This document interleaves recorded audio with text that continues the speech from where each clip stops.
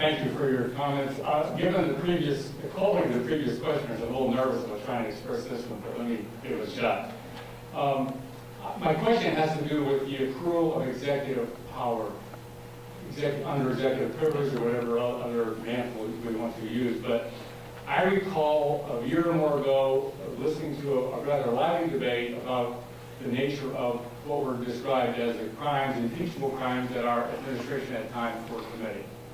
And in the course of the discussion, it was that these need to be checked because regardless of who succeeds that administration, Democrat or Republican, whatever the philosophical bent would be, that executive power tends to accrue in succession, and that we reach a point where, regardless of policy differences, we may have a successor in the executive office that will protect that office in a way that, over time, that power accrues. I have a concern now that if without trying to be partisan here, that if one has a view that crimes were committed that are so-called war crimes that should be prosecuted, we seem to have a reluctance in the current administration to touch that. Is that a protection of its own executive privilege? And that's the nature of my question. And what danger is that to our freedom? Well, I'll start with that bigger question. That is to say, the growth of executive power, and it just is true. The founders understood that all power will increase unless it is checked by an equal power. If you read the Constitution carefully, the power invested in the president is pretty modest. He's commander-in-chief of the armies, military forces, after Congress has declared a war. He can appoint senators, but he's got to have the concurrence of the Senate.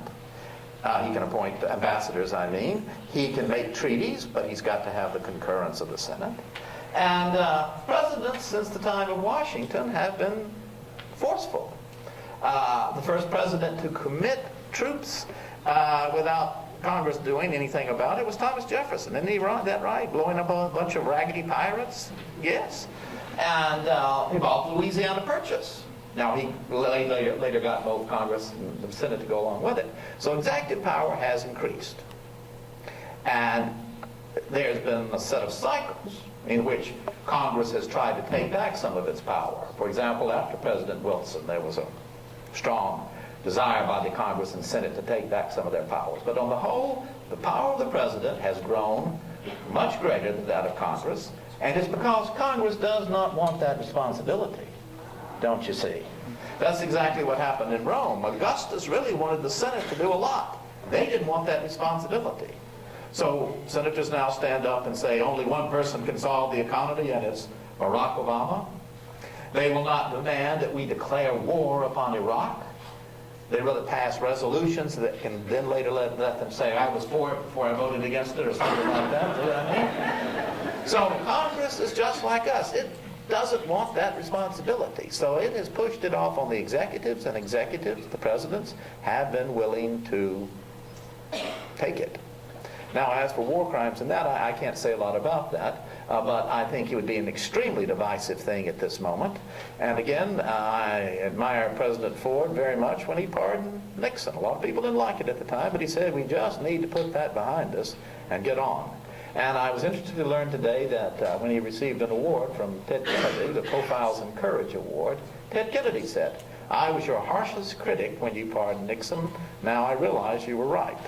So we don't need a lot of divisiveness right now. We need to work together to solve this problem.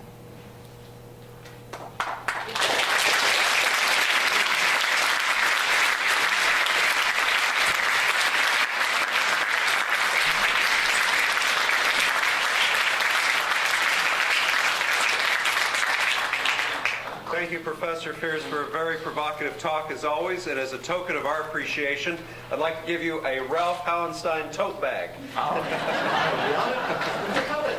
Great. Thank you, sir.